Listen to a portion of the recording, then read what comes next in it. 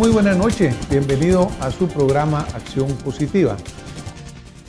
De nuevo, es un verdadero gusto estar con ustedes en sus hogares y poder compartir la diferente temática que tenemos en Guatemala y particularmente tratar de extraer de esa temática, de esa problemática que tanto nos enfrenta, aquellos hechos positivos que nos hagan tener un mejor país. Quiero iniciar por presentar a mi invitado, al licenciado Aníbal García. Bienvenido, licenciado, un gusto tenerlo en Acción Positiva. Muchas gracias, doctor. Qué gusto saludarle y felicitarle por este esfuerzo que creo que es necesario para la sociedad guatemalteca. Muchas gracias, licenciado. Tenemos ya 9 años y unos días más de estar tratando de aportar y de compartir con el guatemalteco puntos importantes. El licenciado Aníbal García nos ha acompañado en oportunidades anteriores. Hablamos alguna vez sobre el petróleo, la ley del petróleo y todo esto, cómo podía trabajarse mejor para el bien de Guatemala y también algunos otros temas políticos. El licenciado García fue candidato a la presidencia con el movimiento Nueva República y pues tiene una experiencia en el Congreso en el cual fue diputado también. Así que, licenciado, cuando uno agarra la prensa en Guatemala o mira la televisión, oye la radio, pues prácticamente de repente hay muchos conciudadanos que me dicen, miren, yo ya no leo, ni oigo, ni miro, porque es un problema tras otro. Vemos que hace unos días había la amenaza de un paro nacional de bloqueo por parte de Codeca, luego sabemos que ha habido una tremenda enfrentamiento con el transporte pesado y la alcaldía de la ciudad de Guatemala. En fin, vemos que constantemente estamos aquí entrando no en discusión, no en diálogo, sino que entrando en una polémica.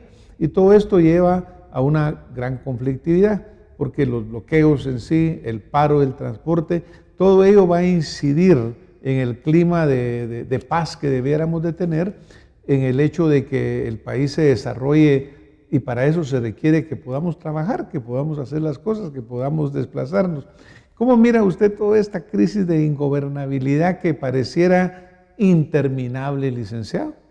Bueno, mire, yo creo que lo que estamos nosotros viendo, o frente a lo que estamos, frente a esa sociedad inconclusa, a esa Guatemala que no termina de nacer, porque creo que de una u otra forma tenemos rezagos históricos, tenemos problemas estructurales que no queremos tocar. Es decir, no queremos enfrentar lo que francamente es el fondo del país, el fondo de los problemas. Entonces, en tanto no vayamos al fondo de los problemas, vamos a tener siempre esa permanente conflictividad. Cito algo más, por ejemplo, amenaza de desalojo en el Estor, por ahí, por el área de Izabal, pero ya nos vamos a pasar de conflictos en Izabal para Huehuetenango, para San Marcos. Entonces, estamos en un país de permanente conflictividad. ¿Pero por qué? Por eso, porque no queremos enfrentar los problemas de fondo y a esto se agrega la inestabilidad política propia de un Congreso de la República que va ahí en un camino realmente sin definir, de un Congreso que no termina de entender que el país está empezando a cambiar y que debe adaptarse a esos cambios que la sociedad está demandando, pero también creo yo que tiene que ver mucho con la capacidad de dirigir el país que debería de tener, en este caso, el presidente de la República. Digamos, cuando uno habla de problemas históricos, de problemas de fondo, obviamente también cuáles son esos problemas es un tema de controversia, licenciado. Claro. Desde su punto de vista, digamos, ¿cuáles serían 3, 4 de esos problemas que nos mantienen sin poder salir, sin poder dar el paso y superarlo hacia un mejor país? Para mí el fundamental es el problema económico, es decir, nosotros no tenemos un proyecto económico que podamos decir pueda significar la posibilidad de mejoras para toda la población.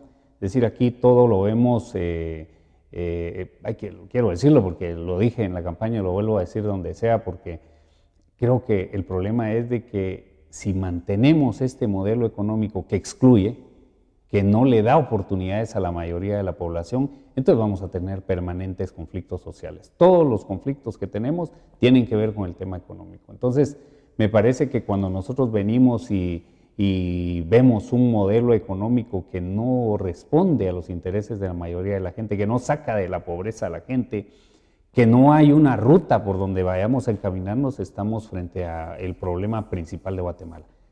¿Cuáles son? Bueno, yo creo que este problema de querer imponer a como dé lugar un modelo extractivo en donde no se le pregunta a la gente, en donde no se respetan los derechos de la gente, en donde no se hace partícipe a la gente de los beneficios que pudiera tener la posibilidad de una explotación de los recursos naturales. Si eso sigue así, esto es garantía permanente de problemas a nivel nacional. El otro tema es el tema de la corrupción, que no lo hemos enfrentado como corresponde. Hay que valorar el esfuerzo de CICIG, el esfuerzo del Ministerio Público, pero hay que ver que esto es estructural. Y entonces necesitamos acelerar a fondo toda esa lucha que se está haciendo en contra de la corrupción.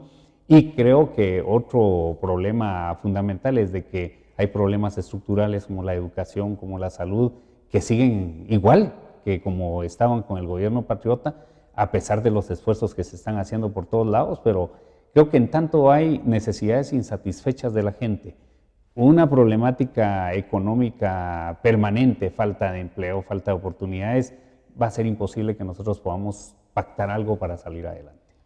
Pues yo como le comentaba, obviamente hay diferentes puntos de vista. Habrá quien no esté de acuerdo con lo que usted dice en cuanto al modelo económico, habrá quien no esté de acuerdo en cuanto a cómo salir de esas necesidades sociales. Pero el hecho real es de que verdaderamente este país, por un lado, licenciado, es increíble. Imagínese usted que la gente aquí tiene que trabajar atrás de rejas en una tienda para que no lo asalten. Claro. Los pilotos de los buses, los vendedores, ruteros, son objetos de extorsiones todos los días, incluso de asesinatos.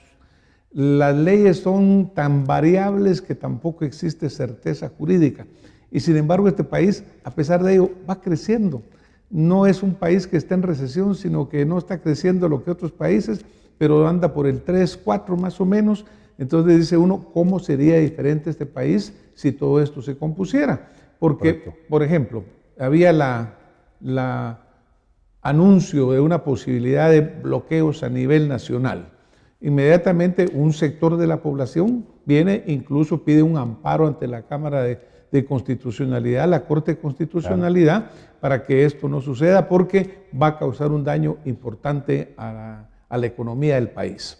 Las personas que iban a hacer el bloqueo dicen, bueno, pues si no hago el bloqueo nadie oye mis peticiones y claro, estas nunca se resuelven.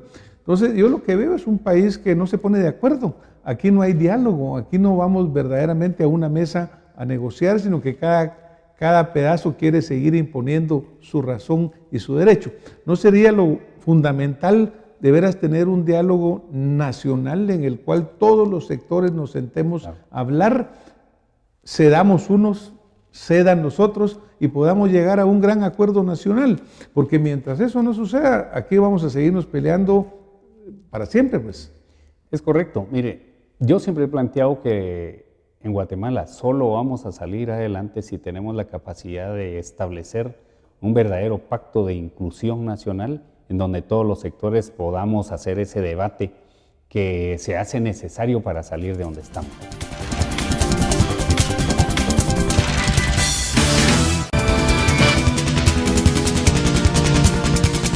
Yo siempre he planteado que en Guatemala solo vamos a salir adelante si tenemos la capacidad de establecer un verdadero pacto de inclusión nacional en donde todos los sectores podamos hacer ese debate que se hace necesario para salir de donde estamos. Ahora bien, el problema es que ese debate lo tiene que encabezar el estamento político, pues no nos queda otra. Es cierto que debe ser intersectorial, que deben estar los empresarios, que deben estar los sectores populares y que debe estar la mayoría de gente que pudiera confluir para ese debate y para esa identificación de las salidas nacionales que son urgentes. Pero todo termina en el estamento político. Y como el estamento político no tiene la capacidad, y peor aún, la legitimidad para poder ponerse al frente y promover esas soluciones, entonces vemos conflicto permanente. Usted tiene razón, el país ha crecido, pero también si en algo tienen razón los economistas en cuanto a que no es lo mismo crecimiento económico y desarrollo económico, la muestra palpable es Guatemala. Somos un país que crece, pero también somos un país que tiene números impresentables en el tema de pobreza y en el tema de oportunidades. Una tremenda desigualdad, y somos pues líderes mundiales, digo yo, en desigualdad, ¿no? Claro. Poco acceso, la macroeconomía se mantiene bastante estable, pero sabemos que esos grandes problemas y rezagos en educación, en salud, en infraestructura social son tremendos. Solo pensar en el contingente de muchachos y muchachas que van a salir ahorita, por ejemplo, de la educación media, y que van a salir ¿a qué? Bueno, pero imagínense los que ni siquiera van a poder estudiar, porque usted sabe perfectamente que la deserción escolar es muy grande en Guatemala. Todos aquellos niños que terminan siendo mano de obra, que dejan de ir a la escuela, son una cantidad muy importante también. Todo esto lleva un poco a decir, bueno, pero esto no lo vamos a solucionar. Usted menciona el gobierno patriota, pero esto viene de muchos años atrás. Correcto. Este fue donde hubo una erupción, digamos, de la corrupción, se hizo visible, pero todos estos males nos vienen de largo tiempo. Ahora, usted mencionó la legitimidad del sistema político en Guatemala. Ese sistema político no tiene ninguna legitimidad desde mi punto de vista, porque realmente, por ejemplo, el Congreso de la República. En el Congreso de la República no representan realmente lo que Guatemala quiere. Muchos de esos diputados son electos en forma de listados nacionales, no son por el pueblo, sino que son a través de negociaciones, de compra de curules, a través de tanta corrupción que ha habido. Yo me recuerdo en la plaza, cuando en abril y en adelante del año pasado había letreros que decían, así no queremos elecciones, con estas reglas. Y sin embargo, llegamos a las elecciones. Claro. ¿Y qué pasó? Tenemos exactamente el mismo terrible Congreso que teníamos anteriormente, porque se jugó con las mismas reglas. ¿Qué piensa de eso? Sí, es que otra vez vuelvo al planteamiento que hacía. La falta de legitimidad de la autoridad es realmente nefasta para un país. Y en este caso hay que reconocer que esas reglas del juego, de las que tanto hemos digamos en este caso renegado, porque incluso yo fui a la Corte de Constitucionalidad a intentar un cambio de reglas del juego antes de las elecciones, pero no se pudo, nos llevan a una situación que se está evidenciando hoy más que nunca. Yo creo que hoy sí es de consenso generalizado y de una percepción ciudadana generalizada, lamentablemente no a todo nivel, de que las reglas del juego deben cambiar si queremos que esto cambie. Es decir, ahorita tenemos que tener plena conciencia con lo que estamos viendo de que aquí ya no se trata del partido A, el partido B o el partido C. Aquí el problema es de todos los partidos que han utilizado mecanismos y métodos despreciables, métodos que no son de interés nacional, que no producen resultados efectivos para la mayoría de la población. Yo creo que el Congreso de la República hoy nos está demostrando de cuerpo entero de qué se trata el problema. Pero no solo es el Congreso, también son las alcaldías. Entonces, lo que quizás debemos tener claro en este momento es de que hoy más que nunca debemos caminar hacia esas reformas electorales que nos permitan el cambio de modelo. Evidentemente, los que están en el Congreso se van a resistir a hacer esos cambios que se hacen necesarios, pero yo creo que en términos generales está tocando fondo ese estamento político que no tiene legitimidad. Está tocando fondo esa clase política, esa vieja política que ya ve también tuvieron la capacidad de cambiar y de irse acomodando al sistema, por lo que los ciudadanos somos los que tenemos que tomar la palabra ahora para hacer ese cambio fundamental. Cambiar, pero no cambiar nada, porque realmente, pues como señalaba, este Congreso de hoy es exactamente tan perverso como han sido otros congresos anteriores, en el sentido que no representan a la ciudadanía.